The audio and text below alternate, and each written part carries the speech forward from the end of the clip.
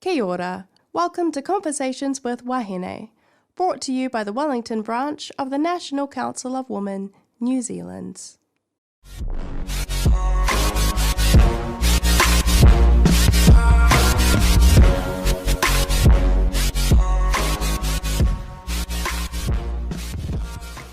Hello and welcome to Conversations with Wāhine. Today we've got a guest from the Greens Party. We've got Ricardo Menéndez March. How are you going, Ricardo? Good, thank you. Thank you for having me. So a bit about Ricardo for those of you who might not know so much about him. He has been a community organiser and educator to end poverty, working at the front lines alongside people on the benefit. He knows what it's like to be a couple of paychecks away from homelessness, having worked on minimum wage, cleaning cinemas, making coffees, and etc. While the Greens as a partner in the last government made significant progress on some of the biggest challenges Aotearoa faced, Ricardo knows more needs to be done. Rents kept getting higher while benefit levels remain too low to live on. He believes that people in New Zealand deserve better. No one should be going without the basics because of their income. Ricardo is in the Greens Party because it is the only party that has been consistently fighting for livable incomes, public housing, healthcare, and taxing the wealthy few so that public services can be funded for all. He believes that other parties keep saying that this is not possible, but he believes it is. It doesn't have to take decades for politicians to start caring about working families. It just takes some political will. As a Member of Parliament, Ricardo will continue to unapologetically champion the well-being for communities and the environment through a climate, economic, and te tiriti justice framework. That's really impressive. So we've got quite a few questions for you, Ricardo, so we'll get started on them. What drove you into activism and politics to start off with? Yeah, kia ora. Well, for me, it was actually, there was probably no singular moment, but if I think about moments that were specifically activating, I have to thank people like Winston Peters for his ongoing scapegoating of migrant communities. And I think it was, listening to people like him and others talk about migrants being blamed for the housing crisis or other ills in our communities that made me tune into local politics, because I was at a low-wage job in hospo at the time, and I was like, who are all these people he's talking about? Because none of my mates or myself were in that situation. And that drove me into the Greens, as well as the reality that having had a lot of friends and myself worked in low-wage jobs, like I was really interested as well in the interactions between the welfare system and low-income people. And I spent a few years as a coordinator in Auckland Action Against Poverty, working with our homeless community and people on income support. And you kind of can't work at the front lines without just realizing how broken the current system is. And so that was a huge part of it as well. What can I ask, like, in terms of, was there a defining moment where you're like, yes, I'm going to enter politics? I guess that's something that I think about, particularly in election time. I'm like, is being in politics the best way to make change, or is there like a more impactful way with NGOs? Or, what for you was like, yes, I'm going to stand? Yeah, there's no single way to make change. And I don't think like running for parliament is one way of making change. But the reality is there's actually many other ways to do it. And politics is not confined to parliament, right? Like you can do political activism in many other parts. I think for me, in terms of what drove me to go to parliament, was realizing that there was really poor representation from migrant communities. And I could tell there was people just didn't talk in a way that actually upheld the lived experiences of migrants. But I also felt like even in the discourse around poverty, people kept talking about people on income support in really dehumanizing ways. And that was another huge component. And ultimately MPs help pass and influence laws, and you need people who have the lived experience and the connections and are accountable to those communities. And I think that was kind of, for me, what made me think, well, I think I can try and make a difference in Parliament, while acknowledging there's many other ways to also contribute.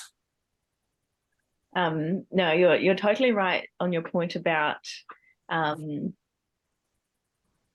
migrants are often used, or the migrant community are used as like a really easy, like, oh, well, you know, they're outsiders, or it's a very easy group to blame. But if there is no one speaking from that viewpoint to change the narrative, it's one that can kind of go unchecked. So that's thank you, Winston.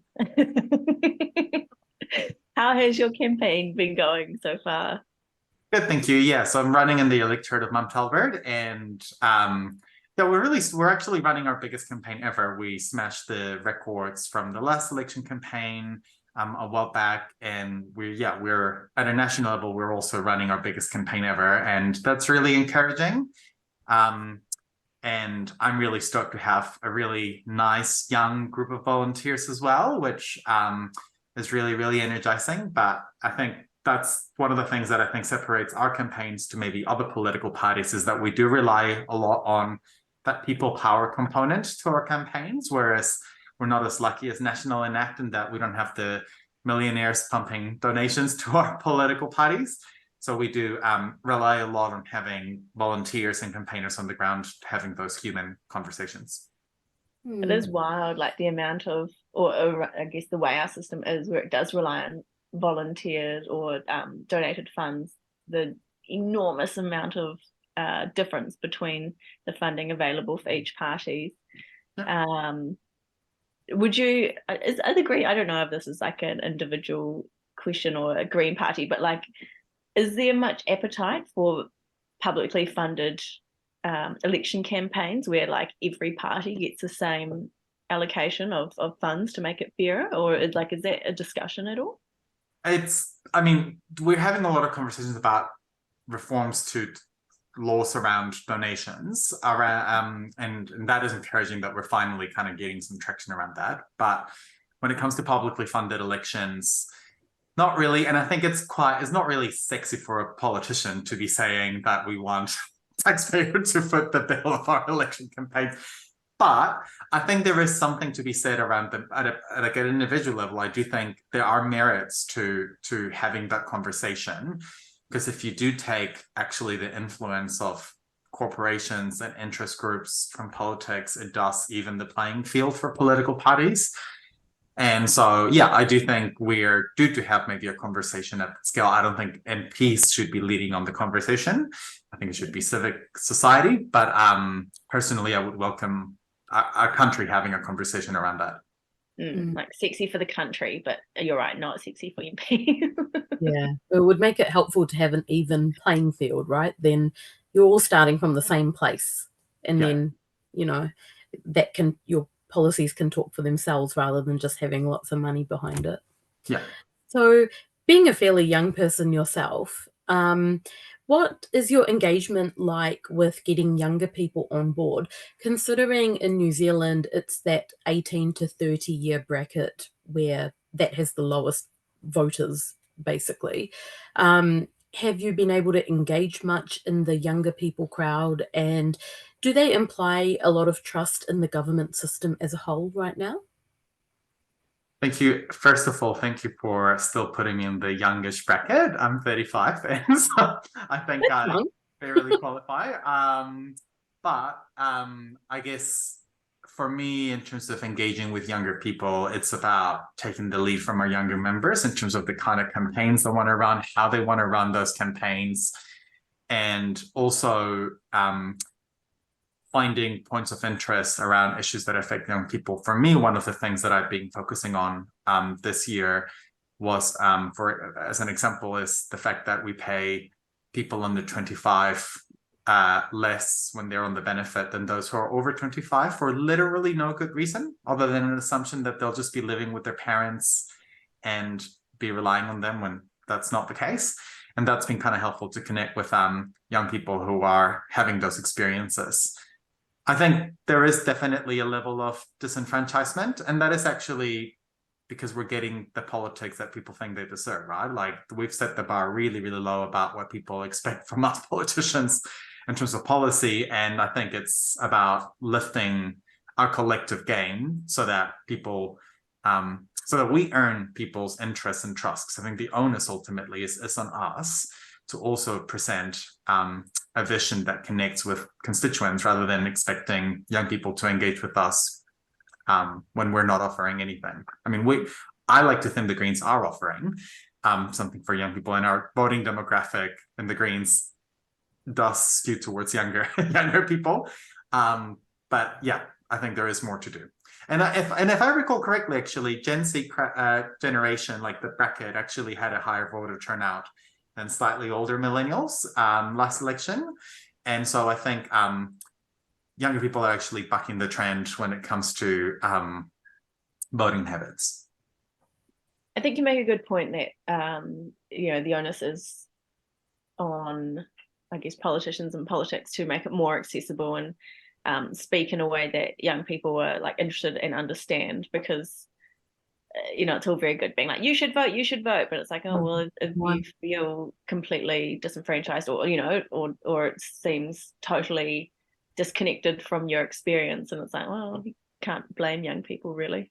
Yeah, we literally cannot. And I think we're doing our best to have young people being represented in Parliament, but like listeners to representation, it's also about talking and fighting for issues that affect young people, and also acknowledging that the youth vote isn't a homogeneous vote. So there's diversity of views and backgrounds and ideologies amongst young people as with any population group, right? And so I by no means can ever claim that I represent all young people or the Greens represent all young people. I don't think any party could ever do that. And that's also worth acknowledging. Same with the migrant vote, women's vote, etc. I think like none of those groups are homogenous. Yeah.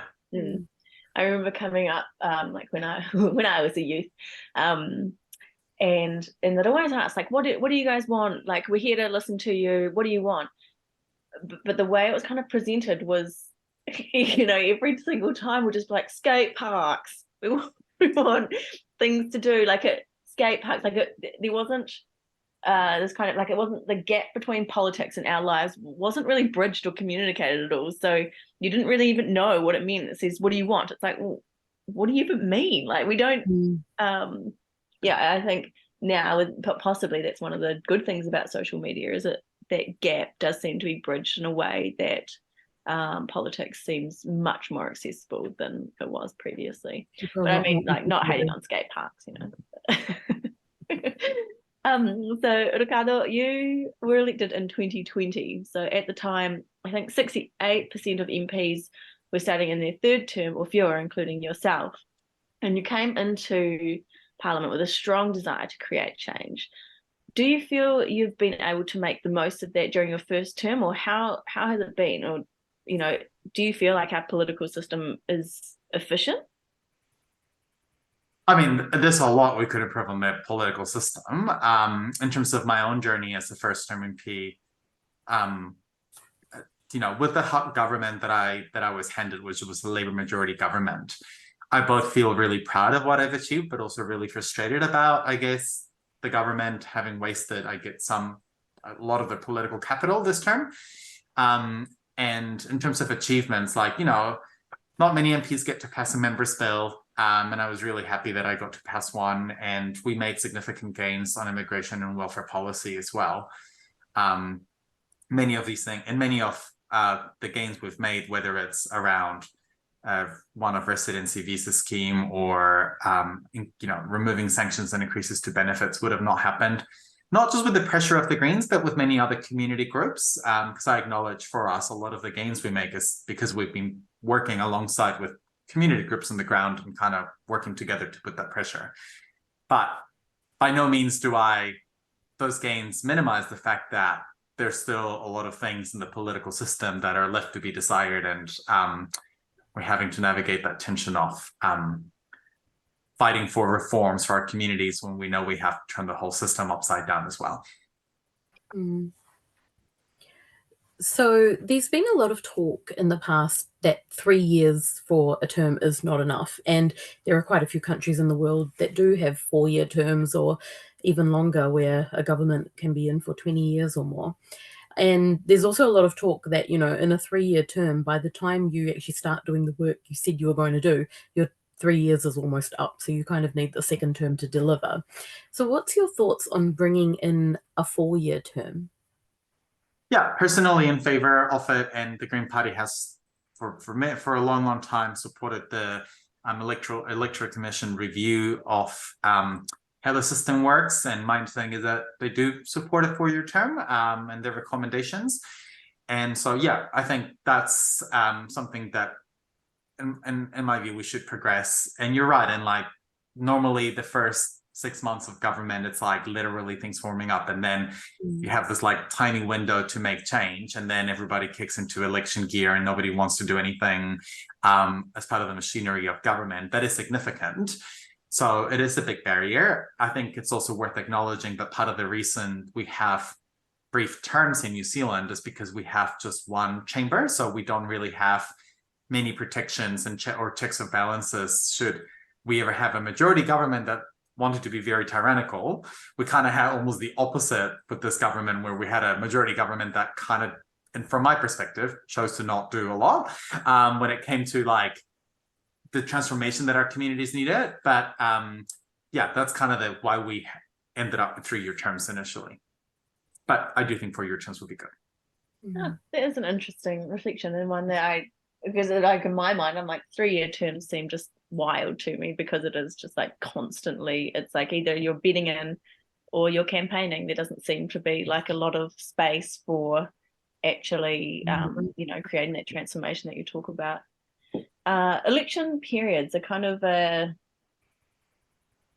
probably one of the few times I would say that people are really engaged, like the general public and the news are really engaged with ideas and debate. What are your thoughts on the methods that, I guess, the politics all over the world, but I guess it's something I've seen in New Zealand at the moment, where policy isn't necessarily at the heart of discussions or debates, and rather it's about like slogans or quips or like really maybe, what's the word I'm looking for, like intuitively appealing stats. So like do you think that this is a necessary part of politics? Like does it have to be like this, or are we missing opportunities? Like I think people vote with their hearts and their minds in a combination of the two, right, or together. And like it's fair to acknowledge that like you can't just distance the reality that people need to feel a level of trust and connection with the people they're electing. But also, I think we have moved away, as you've said, or we haven't. Most political parties take their policy for granted. The Greens, I think, we're trying our best to have an election contest that it is on ideas, and this is what we put like ridiculous amounts of efforts on like the policy platforms that we've put out. And funnily enough, right, like when there are polls about our policy ideas, like TV1 has done polls around whether people support free dental paid for by a wealth tax. Surprisingly, most people actually support those ideas that are actually considered to be often painted as these radical kind of left-wing ideas. And so yes, we could be doing more to enable a contest of policy. I think a lot of that goes back to adequately funding our public media. Access Radio, for example, plays a role in having those more nuanced conversations. And then the other one is also about the role that the big social media companies have played in kind of diluting the quality of the information that people are consuming when it comes to elections. And that is a big threat to democracy, in that it does mean people are finding it harder to consume information that is accurate, that is deep in terms of the level of engagement. And yeah, people end up engaging with short sound bites, which doesn't lead to kind of deeper debate. On the social media point you just made, what do you see as the role of government in, I guess, moderating the discussion online or the information I guess maybe discussion might be too generous, the hurling shit at each other online. Yeah, I think when it comes to online harm, there is more that we can do. And I mean, if I think about my colleagues who are mostly like in parliament, we have a 70% woman caucus. Like the level of violence that they experience online is huge, and that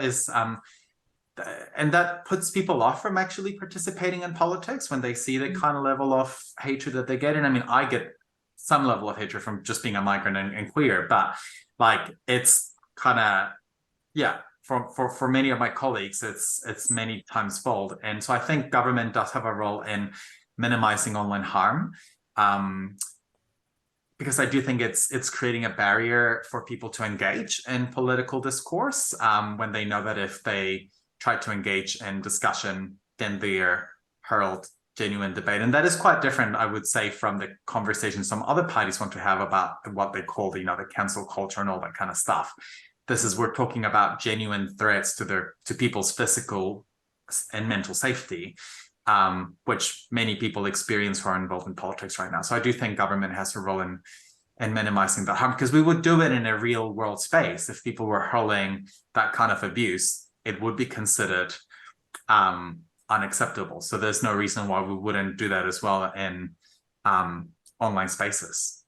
Yeah, no, definitely agree with you. Do you think it would warrant like something like what Australia's done, like a commissioner? Or yeah, I have to say it's not necessarily my technical area of expertise. So when it comes to this specific solution, I'm, I guess, an open mind as to how we achieve that.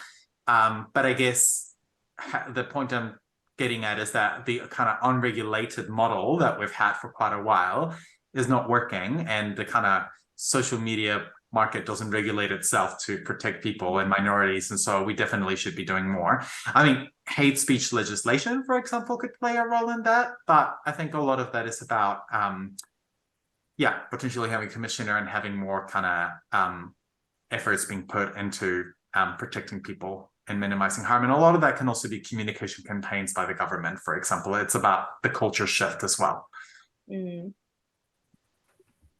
Yeah, that's very true. And I guess like also for politicians, you do a lot of your campaigning and outreach through your social media pages. So while a normal person like Aimee and I, like if we're being bullied online, we could just deactivate our Facebook for a while so that we avoid it and then come back to it later. But politicians can't really do that, because without a social media presence, people can't engage with you. So there has to be that middle ground where you can do your job, but you're not being harassed while you're doing it by all these keyboard warriors. And many of us have thick skins, but I think the main danger is that actually the impact of that online abuse is that it puts other people off from becoming engaged in politics. Yeah. And for example, like we're going to see it potentially next election. Everybody talked about some of the most diverse parliament we've had in forever, the most rainbow parliament, how we've achieved 50-50 gender kind of I guess on the binary end, like 50% women and men, but we're actually likely going to lose a lot of those wins the next time. It's going to become a much more whiter, a much more older, a much more male parliament. And I think a lot of that is part to the harmful space, making it less inviting for other groups, because it's like, if you see what some of my colleagues put up with, like, why would you want to like subject yourself to that, right? Especially if you don't come from a background with the resources to have that safety around you, should you experience that intensity of violence. Yeah, that's so true. And I think a lot of that was witnessed just this year, like when Jacinda Ardern stood down, people were making threats towards her daughter, not even towards her, but her family and her young child. And it's like, but you kind of feel like if it was a man in her place stepping down, people wouldn't be attacking his kids. Like, I think, however many years ago when John Key stood down, people didn't attack his kids because he stood down from his job. But when it's reversed, it's like when it's a woman, her family and her whole society somehow come into it a lot more. And like We were talking to a politician last week who is a mother of a couple of young children, and she was saying the same thing, that on her online presence, she finds it so hard to find that balance of, like, showing that she's a family person because she's got kids and a husband, but at the same time, she doesn't want to put photos of her kids on social media all the time because then she gets all this hate from people, and her kids don't ask to be in the public eye and they're too young to advocate for themselves. And it's really hard, like, living in this age of social media. Like, in the past, politicians would have never had to worry about this because social media just didn't exist. So, Well, yeah. social media pressures you both to perform all the time, which is kind of part of the trickiness of navigating being in politics and in this era, is that there's this kind of performative element that is expected from us, of like this kind of constant social online kind of availability. The other thing is, I guess, just to your earlier point comparing Jacinda and John Key, is that I would say that from my perspective, when I see the kind of patriarchal, racialized violence on some of the politicians, it's the violence not just to the politician, right? It's about also the violence towards the communities that they represent. And I think that's where the biggest danger is, right? Is that, like, I just see how kind of the people who are doing it to, say, Jacinda or to Marama, for example, with anti-Māori sentiments, it's going to be expressed in those people's day-to-day life with their peers. Like, this is not just going to be directed at the one politician. It's about those people giving themselves permission to express that kind of violence to the broader community and normalizing it as well. And I think that's one of the biggest risks of that growing targeting towards women and Māori and peace, particularly. Yeah. Today I listened into, so the National Council of Women run a survey, or a gender attitude survey, every 2 years, and they unveiled the results today, and it was 20%, or 1 in 5 New Zealanders thought that gender equality had gone too far. So yeah, it'll be interesting to see. This is why we need pay transparency laws. Like, gone too far. Okay. Yeah, I think it was like 40% thought it was like, yeah, sweet, we're good. Or maybe 1 in 2, it was like, yeah, we've done it. Sorry, I'm mixing up different questions now, but it was definitely 20% gone too far. And I was like, yeah, they have no idea. Yeah. Well, so pursuing a career in politics, like you said, takes a very thick skin, but also a strong desire to change minds and shape the country. And the elections are a period where the capacity to discuss current issues and spark interest within the country is immense. Every day we have different parties announcing new policies that they'll implement if they're elected. What are your thoughts on the methods that some parties or some people choose to evade difficult questions with party quips and slogans? So we've seen this a lot as well, because a lot of the debates are now happening. Is it necessary, or is it a missed opportunity to learn from each other? I mean, yeah, people, I think, are good at judging politicians evading answers with kind of redirecting language or quips. It's difficult because I think on the one hand you have a lot of politicians who are genuinely not interested in having a conversation, and instead they just want to repeat the same line. And some politicians genuinely don't care if it's based on research or facts, rather on vibes. And we've seen it a lot around how National portrays, for example, from my perspective, how National portrays the economic conditions, or even the number of people on the benefit in this country, for example. On the other, politicians are now having to navigate a media environment that, because a lot of it is very commercialized, it relies on getting a soundbite out of you. And so we're also being trained to speak on soundbites, especially for the 6 o'clock news. And like, I remember reading kind of a paper like ages ago, but New Zealand apparently has one of this, if I recall correctly, please, this may not be me being the best source, but I do, like, we do have very short sound bites, basically, is what I'm getting at. And that does, at the end of the day, diminish how we express ourselves, because then we're chasing the ability to communicate really complex things or messages or feelings in one sentence. And that's not useful for having an informed debate or conversation in elections. So yeah, I think this, again, good publicly funded media, in my view, is critical to, and kind of not just having commercialized media, is key to actually also enabling richer conversations between and politics by politicians as well. Ricardo, I'm going to go back to just talking a bit more about the culture. I guess we actually, all the conversations that we're having, we're talking about culture, whether it's like culture of, like in the lead up to the election or, in society. But talking about the culture of Parliament, earlier this year when Kitty Allen finished up, you mentioned that the culture of Parliament needs to change. So what do you think this needs to look like or should look like, and what do you think the steps are to make this change? Yeah, and there's many layers to this, right? It's complex in the sense that we have had reports, independent reports being made with recommendations around, for example, like the culture at Parliament to keep staffers and MPs safe. And Parliament is a really weird place because, for example, we don't have a job description, we don't have a manager, we don't have somebody who looks after MPs' health and safety or ensures that they're abiding by health and safety kind of policy. So we're kind of left quite a bit to our own devices, which can be risky, right? Because if somebody's struggling, it can sometimes not be caught, or it's left to each party's individual policy. So I think there's more that we can do to make it safer for staff. We have reports, we've made recommendations on how we can change procedures to make it easier for staff to report when they're feeling like their workplace environment isn't safe, because the power dynamics between MPs and staff is huge. But equally, when MPs are experiencing this mental health distress or issues, there's also more that we can do around humanizing it and not making it about, I guess, a political target, or and that is just more of a genuine culture about how MPs choose to behave.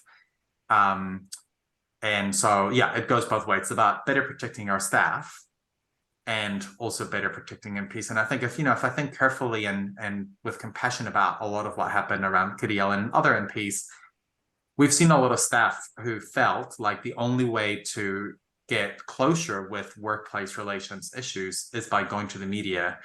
And that in of itself is a symptom that the channels that exist in Parliament for staffers to get something addressed are not good enough. And Kitty Allen wouldn't be the only ones. I think most political parties this term have experienced incidents where their staffers felt like the only way to get a message across was by going to the media, and that's a symptom of poor culture in Parliament. I feel like if they just from the sounds of having these conversations in the last few weeks, like even a 40-hour working week seems very aspirational for MPs at the moment, or all the time, really. And then you've got like different MPs have completely different workloads because you're looking after completely different portfolios. And whereas I guess if you're in the Labour Party, which is the governing party at the moment, your workload is different to parties that aren't in the governing party. So like you don't have anyone to compare to because everyone's portfolio is different, their party's different. So, and you have no HR that you can go to because you're burnt out. So you're just, it's like sink or swim, right? Which is and everyone's watching. Yeah, and you raised a good point. Like in the Greens, each of us have like about 10 portfolios we're supposed to sound competent on, and manage relationships with community groups. I mean, like mine is like health, social development, immigration, tourism, sports and recreation, like commerce and consumer affairs.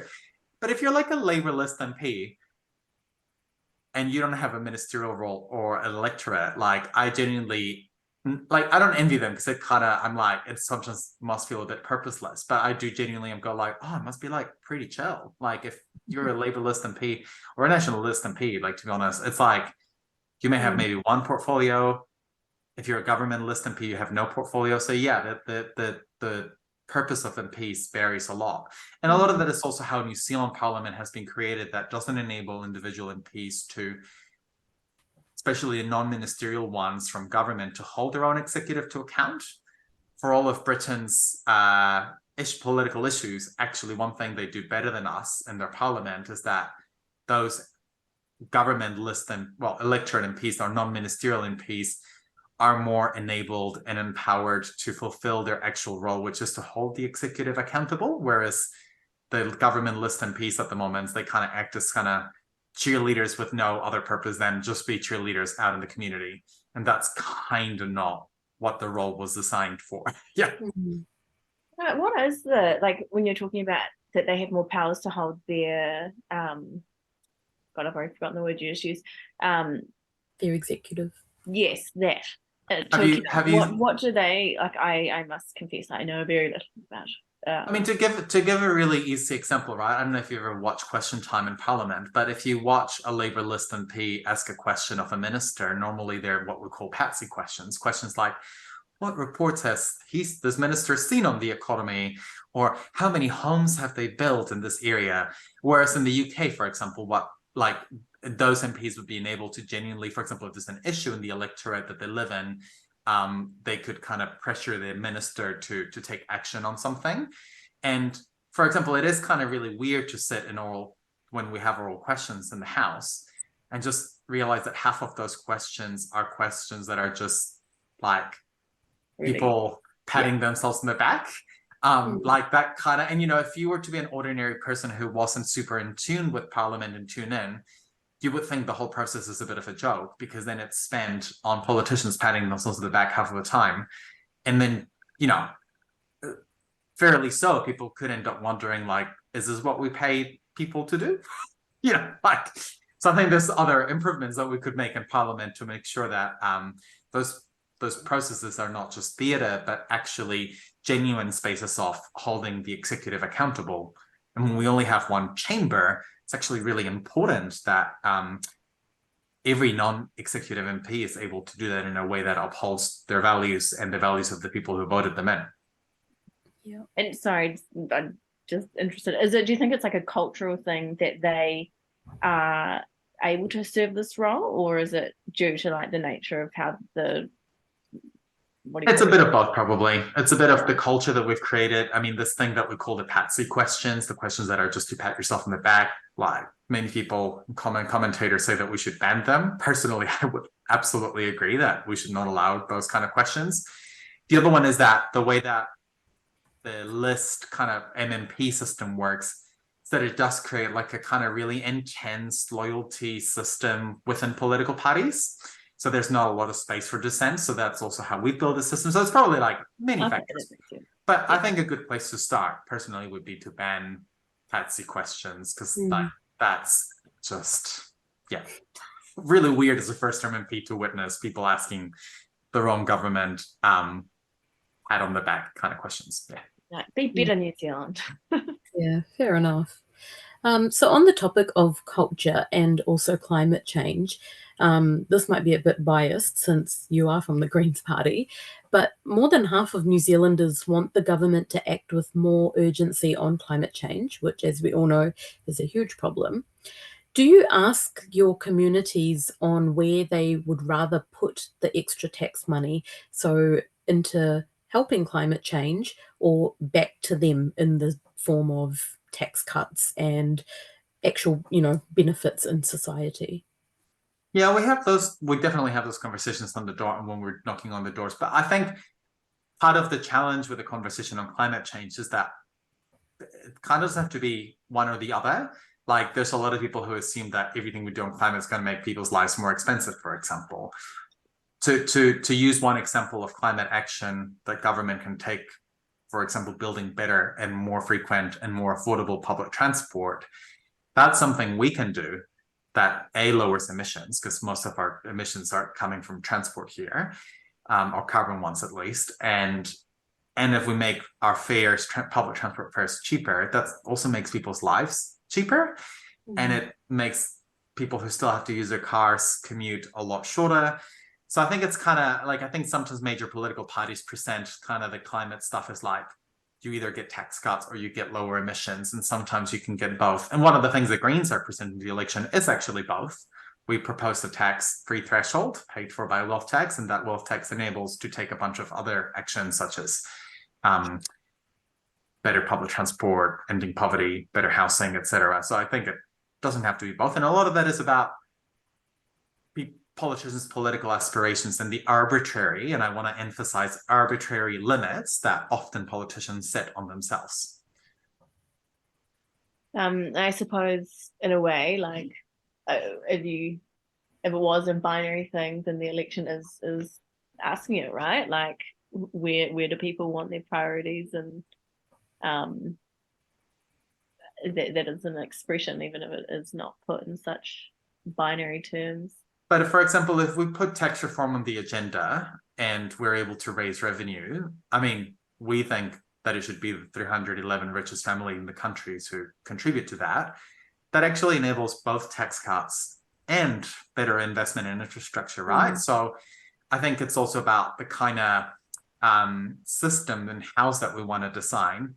And, you know, this is why we feel really frustrated that Labour and National are evading the conversation about capital gains tax, the wealth tax, etc., despite New Zealand being the only country in the developed world that doesn't have a tax that taxes wealth of some sort, inheritance, capital gains, etc. So that is also part of the culture of the major political parties that keeps us sometimes in that inertia. And it should be no surprise that we just had a poll that has us at a historic high when we have both major political parties not as high as they probably would like, because I think people are finally kind of shopping around to new ideas rather than staying on the same old, same old. It does seem like this election, I've heard so much more discussion about voting outside of the two big parties, which is really interesting, and it might be kind of an exciting time too.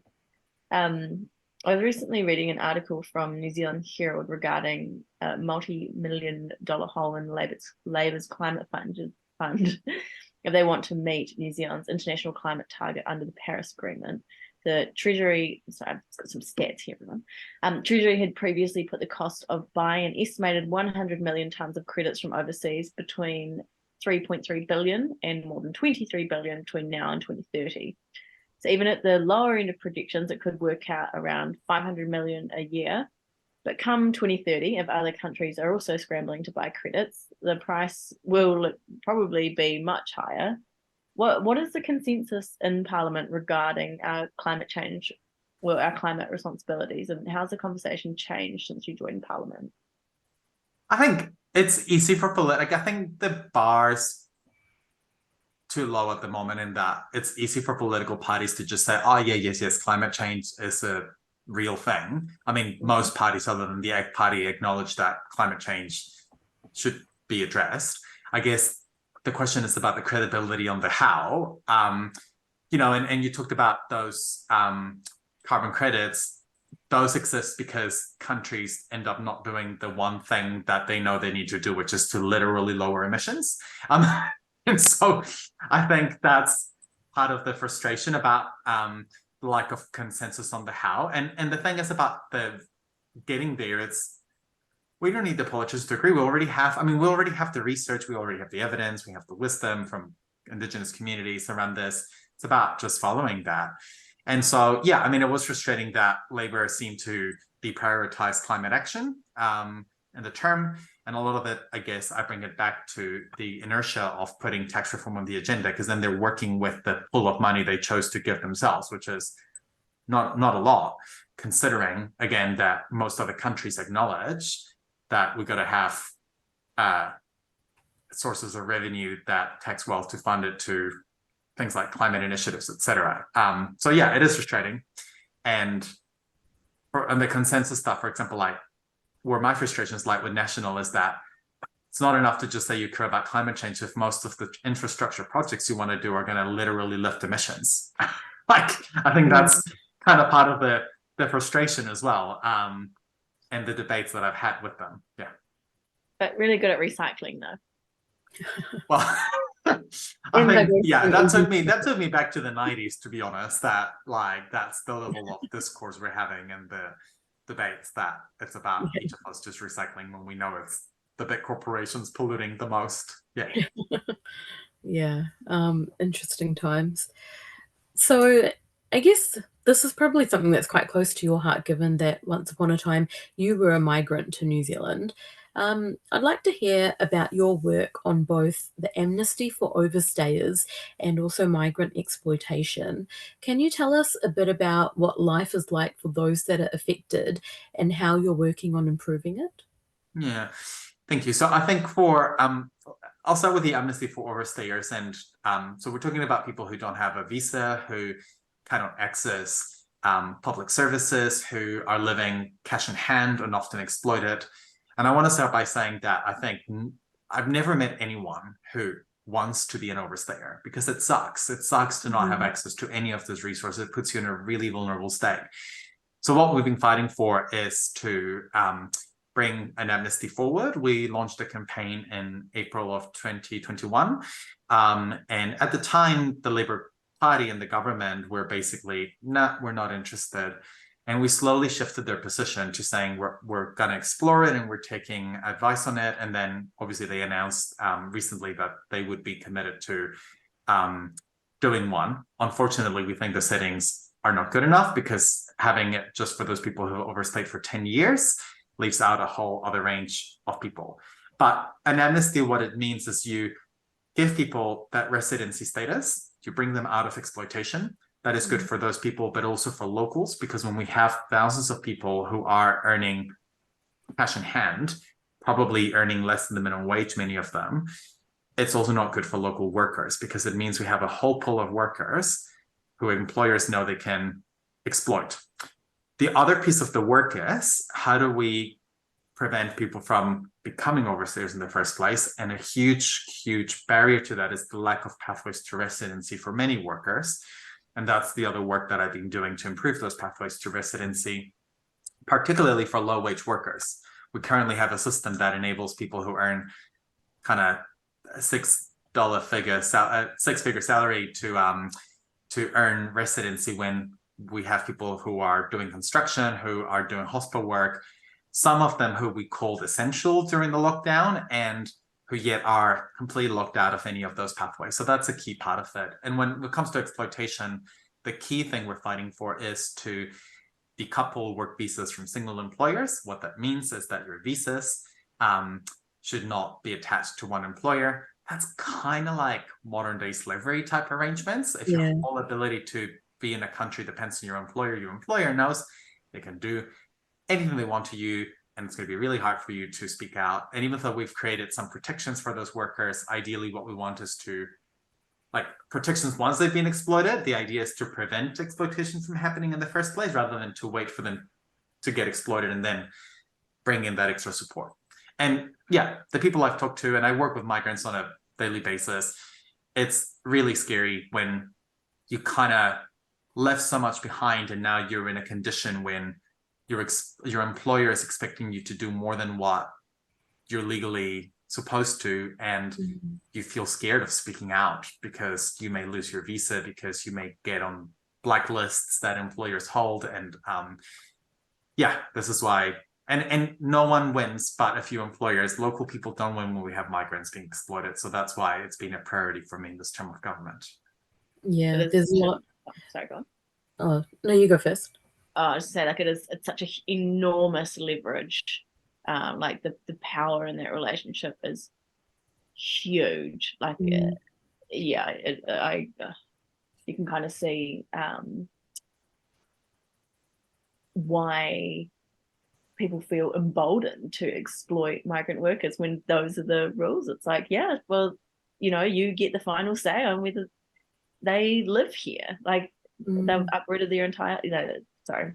Yeah, it is such a huge power disparity. Harita, what were you going to say? So. Oh, as you were talking, Ricardo, I was thinking, because I know quite a few people in the Indian community, and I could, like, off the top of my head, think of like 10 different people that are going through different things you've mentioned. Like, I know someone who his work visa, I think it is coming to an end next year, and he is linked to his employer, but he hates where he works. And he's like, well, if I quit there, I have to go back home now, because my visa's tied to that employer. And he's been here for like more than 5 years anyway, and he's educated and everything. And I'm thinking in his shoes, I know how much he hates where he works and he wants to work somewhere else, but he can't because of this visa problem.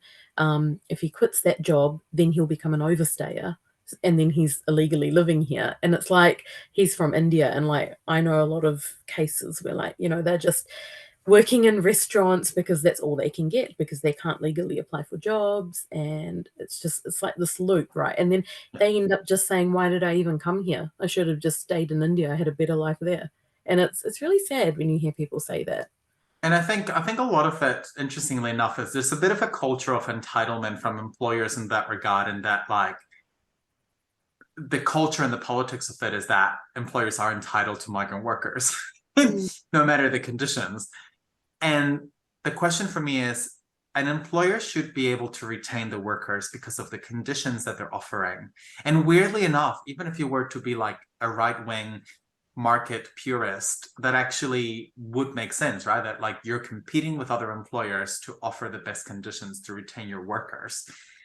If the only way you're able to retain those workers is because literally you've bonded them to a visa and not because the job is good, then those workers should have a right. Like, that's not good enough, right? That's like literally just forcing workers to stay with you. And we've saw it a lot with we fixed it now, but that was a huge conversation we had around nurses. And the other thing that you reminded me with is that one of the things we're also working to improve on the immigration space is around the access to the family violence visa. And that is, you know, when we talk about bonded people, we do also have a lot of people, particularly women, who are bonded to their partners on those partnership visas. And the family violence visa system that we have here is really, really hard to access. And the fact that people have to prove that to access it, that going back home would put them at, you know, risk of violence and potentially, you know, death, or it's just sets the bar so high for people to access it. And so that's another component of exploitation that is not really often talked about in the kind of mainstream space, but that we're trying to address. And I can imagine as well, that's like another layer of power dynamics when you have that in a relationship, or if there are kids involved. Like, it would just be so hard to make a change and kind of. And you can only access that visa. You can only access that visa, for example, if your partner's a resident or citizen. You can't access it if your partner is a migrant, which is like the most arbitrary nonsense thing. It's like, and so yeah, there's more that we have to do to bridge those inequities, because it's a form of exploitation. Exploitation can be from the employer, but it can also be from other parts, right? So yeah. Ricardo, you're also a strong advocate for better rental rights, and although you know, under the Labor government there has been a significant overhaul in rental rights and healthy home standards, what problems do you see in kind of the housing of New Zealand today? I think there's manifold. I think the issue is that even with the healthy home standards, the enforcement is a huge issue. I don't know if you ever had a mate who's lived in substandard rentals, but like trying to get it enforced is not easy because it still relies, the onus is on the tenant, right? So that is a huge issue. And then healthy home standards don't cover the bedroom heating requirements, for example, which can also be an issue for young children, particularly, or people with health conditions. One of the things we've said we need to do is to basically put the onus back on landlords, and that means putting what we call a warrant of fitness for rental properties. Kind of, this is, you need one for your car. If you want to drive your car and you want to kind of prove that it's safe on the road, we have this warrant of fitness. We think that rental properties should have that, and that puts the onus back on the owner. The other one is around the cost of renting, and while the government did make some changes, that means that you can only increase your rent once a year, unless, you know, significant repairs or something have happened.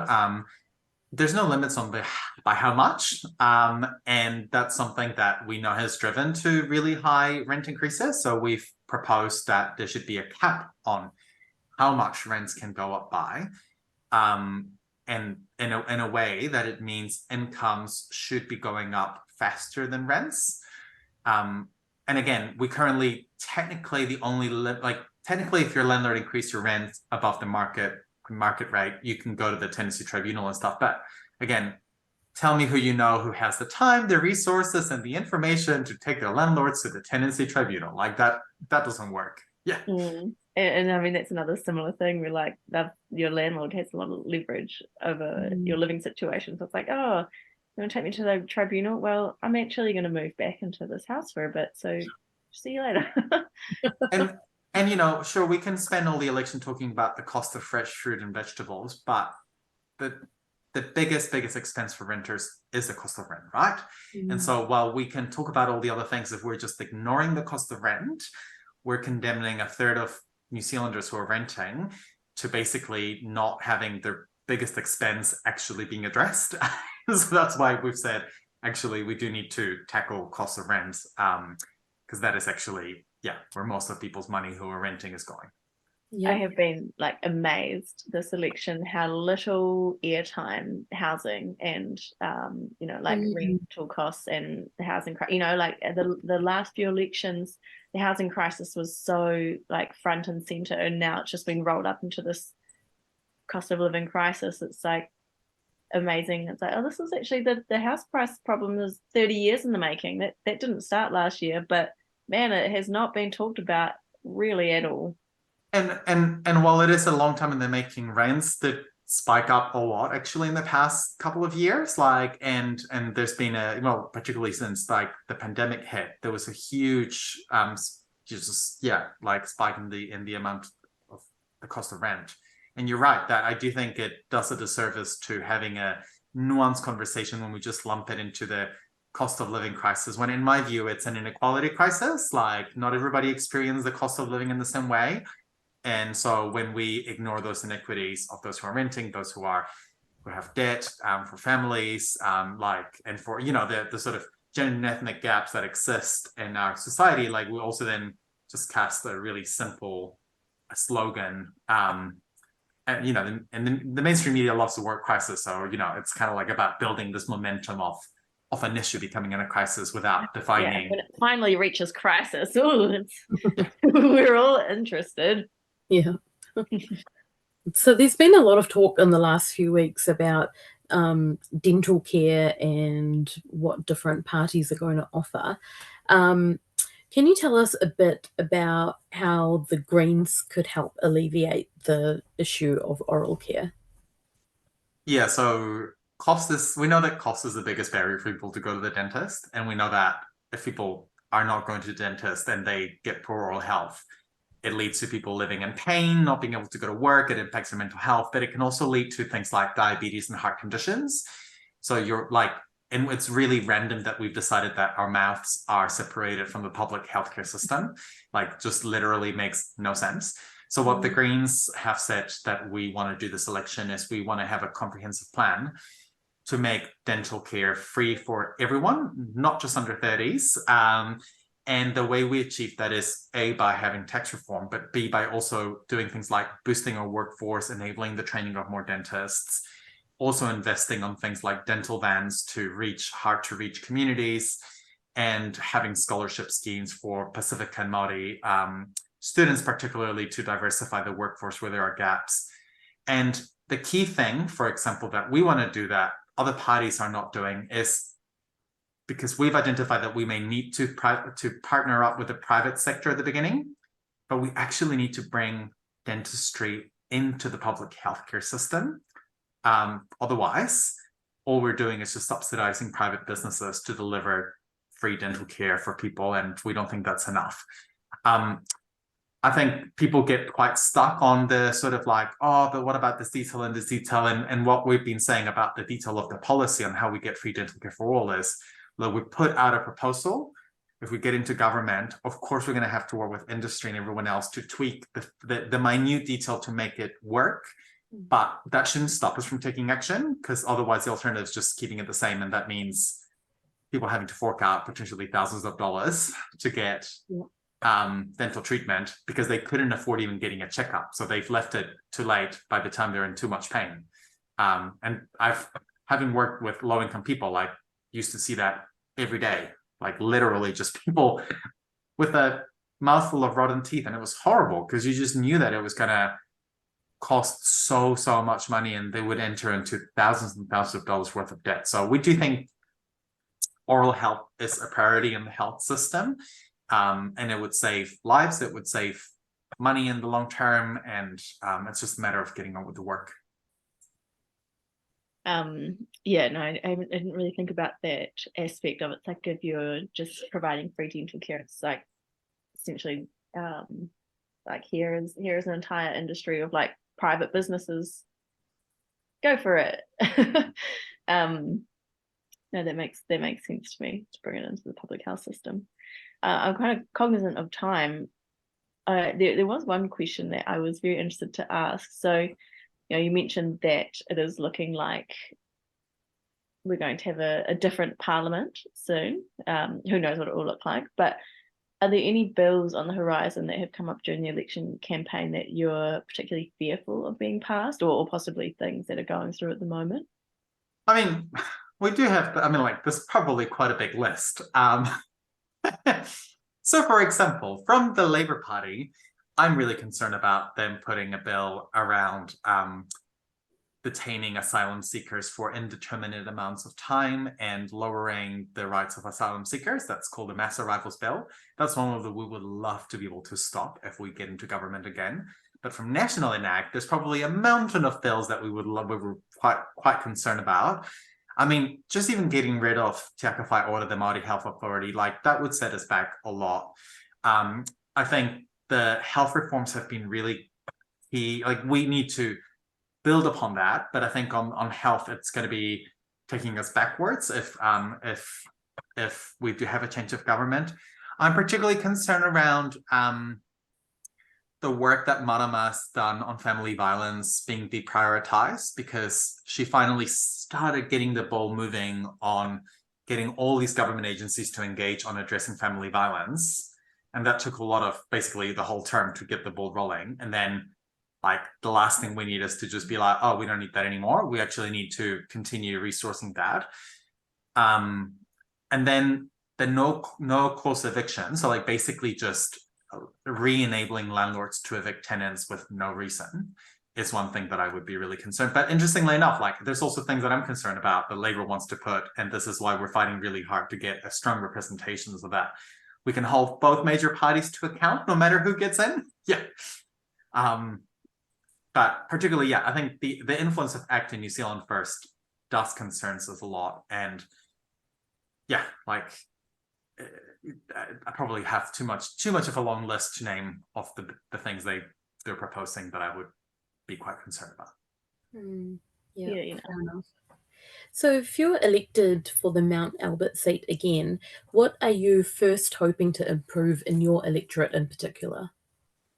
Yeah, so I mean, well, this is my first campaign running for the Mount Albert seat. And so, yeah, that's kind of just a thing that I wanted to note. And the thing I think that I'm fighting for the most will be around addressing national level issues like high rents. Mount Albert actually has one of the highest proportion of renters in the country, but there's also specific issues in the area around transport that I think I'm really keen to tackle. And that's a priority for me as well.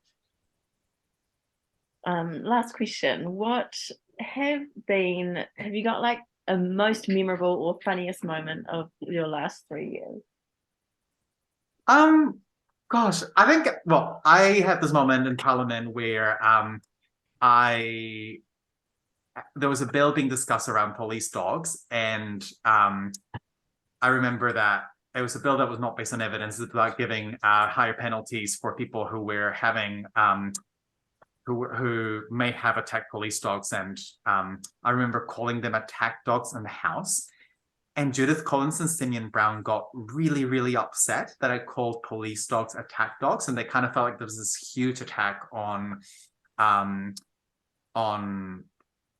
police workforce, when actually a lot of like that was what the dogs got trained to do. And so what that led to is having a picture of on my door being called spokesperson for dogs, because now I passed a bill relating to disability assist dogs, and I've had all these like random media stories that are dog related. And so I just think that's one of the probably more random things that have happened over time. Oh, I miss this, but this does sound like extreme scandal and unbelievable. Just Google attack dog Ricardo and then you'll find it.